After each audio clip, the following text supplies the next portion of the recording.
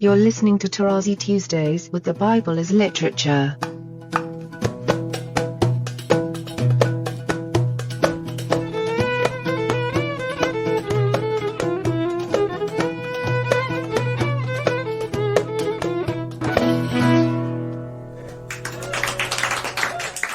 Hi, this is Father Mark Boulos, and you are listening to Toledot Tuesdays with the Bible as Literature podcast. In this week's program, Father Paul continues his discussion of Genesis 11, turning to the Toledot of Shem. I am happy to introduce Father Paul on the Bible as Literature podcast, Toledot Tuesdays. The scriptural storyline proceeds through Shem and does so without being affected by the flood, which was within the lifespan of Noah. I talked about that. It's very important. And it survived it.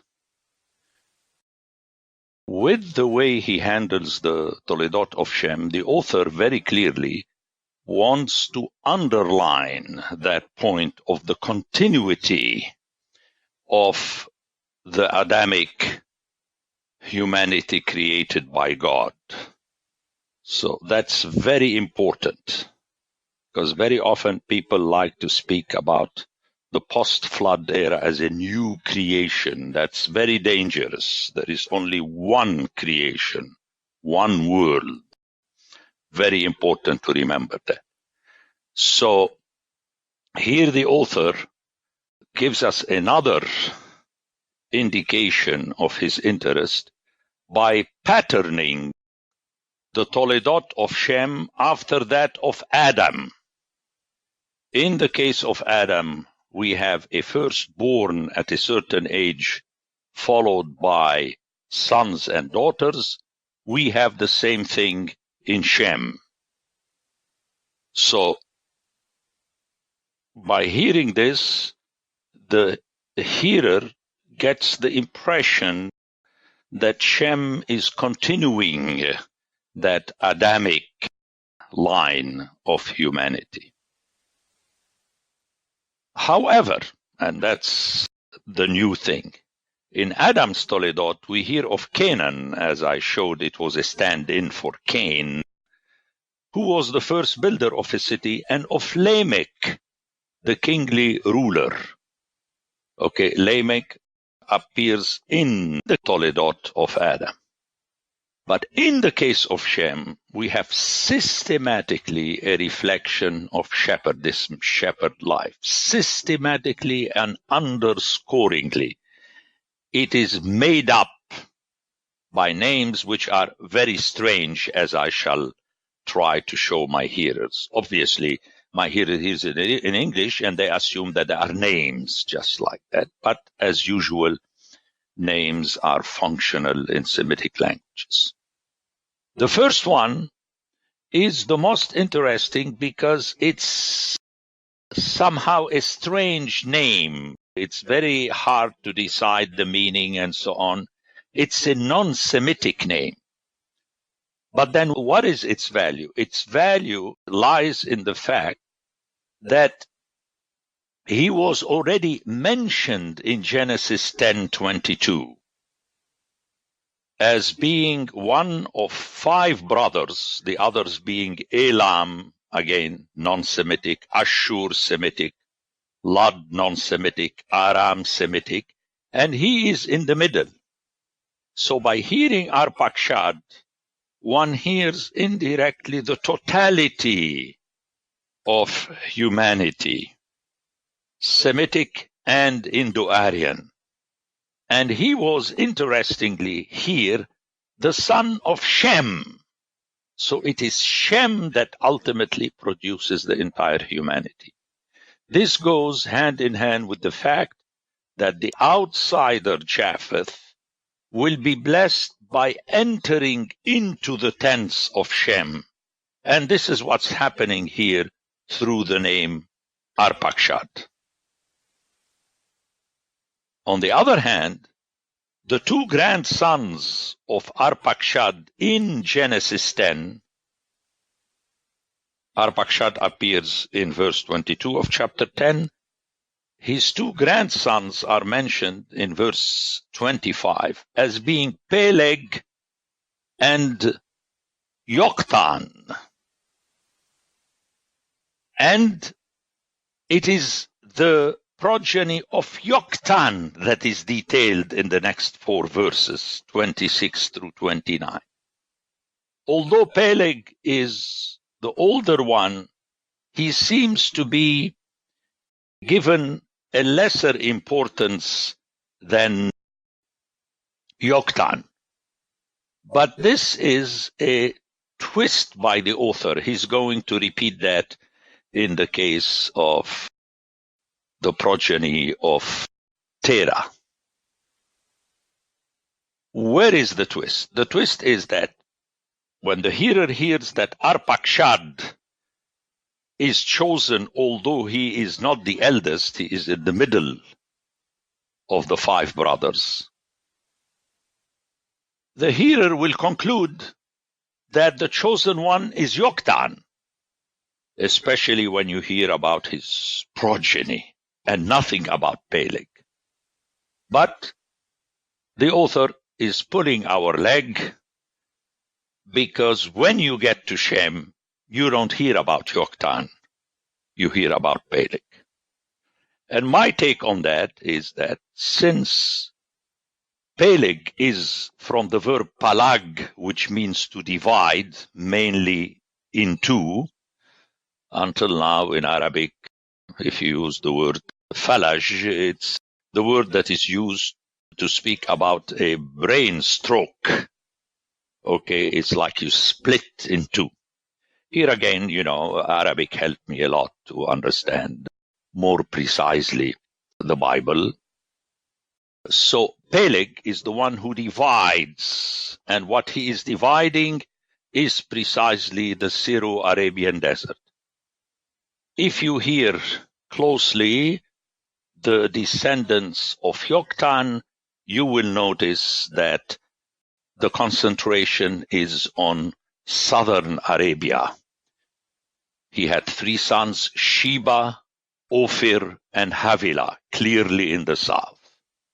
If you add to this Hazarmavet, which very obviously is the modern Hadramaut, which is east of Yemen, then you will notice that this is his progeny. So you have 2 children, and then you have a detailed presentation of Yoktan that represents the southern Arabian desert. Then obviously Peleg is the one that represents the Syrian desert, the northern part of the Syrian Arabian desert, and thus he is, if you like, the representative of the area where the biblical story took place. And it is precisely his name that is mentioned in the Toledot of Shem. So in chapter 10, you have, if you like, the universality of everyone, and then you have the concentration in the Toledot of Shem. And the concentration is so precise that technically you're eliminating from the view of the biblical story the southern part of the Syro-Arabian desert. And thus we are talking about Aram, the Syrian wilderness. Arpachshad's son is Shelah, which is to send out, and thus again it is spread. That's the idea. Shelah. Then the son of Shelah is Eber, which is Eber. Very clearly, it is the Hebrew, the one who crosses through the desert, and soon enough Abram will be presented again out of the blue as Ha-Ibri, the Hebrew. If you hear it in the original, he is the son of Eber. So we have Arpachshad, Shalah, to send out, Then we have Eber, and then Eber is the father of Peleg, and I spoke enough of Peleg in conjunction with Arpachshad and Yoktan.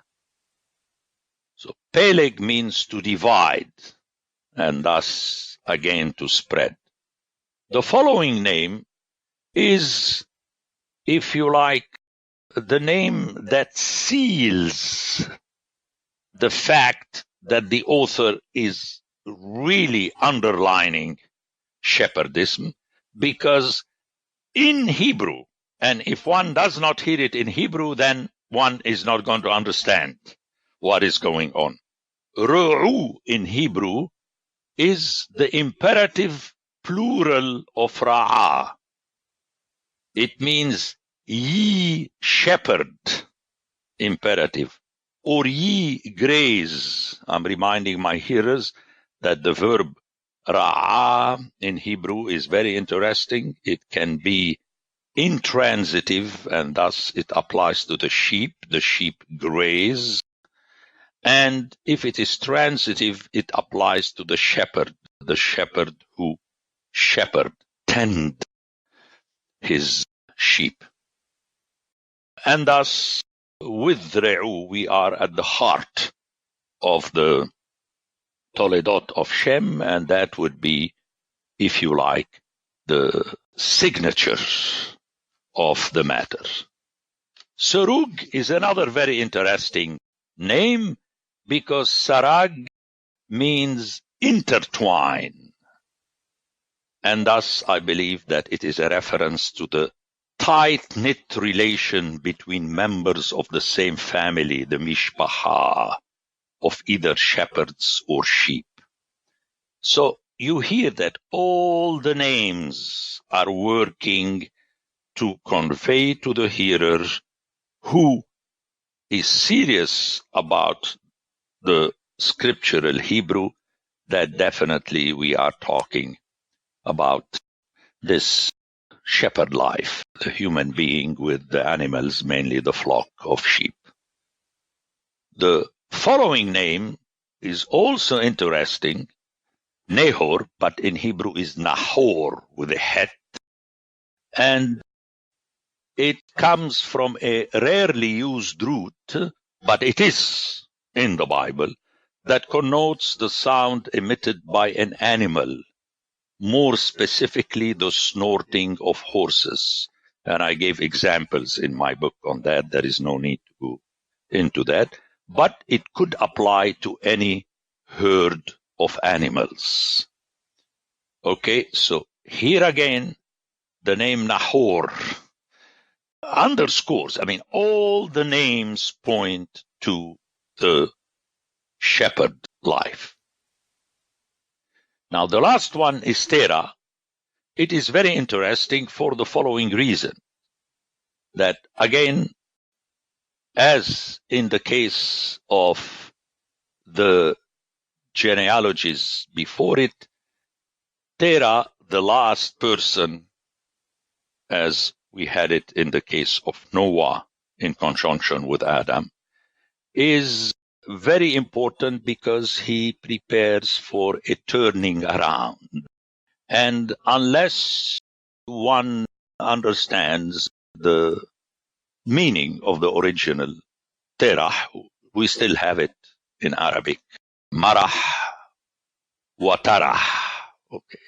I love you in the marah, when everything is fine, the happiness, the easiness, and the tarah, which is the sadness when someone dies. So Terah is very interesting because immediately after that we hear that one of his sons, Abram is the eldest, but one of his sons, Haran, the middle one, dies in Ur before leaving. And thus the name Terah is very interesting here. That he loses the first one. And that also is a setup, because then you expect that the future will be or should be held by the one who had produced a progeny, which is the father of Lot. But this is not what happened. But here I'm jumping the gun.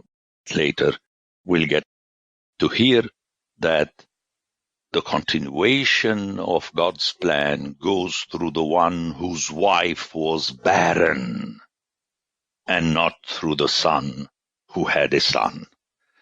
You see how the author plays always on your expectations. He builds them up and then he goes against them. The message is very clear, at least to my ears, that it is God and only He who is systematically in control of His plan. The Bible as Literature is a production of the Ephesus School Network.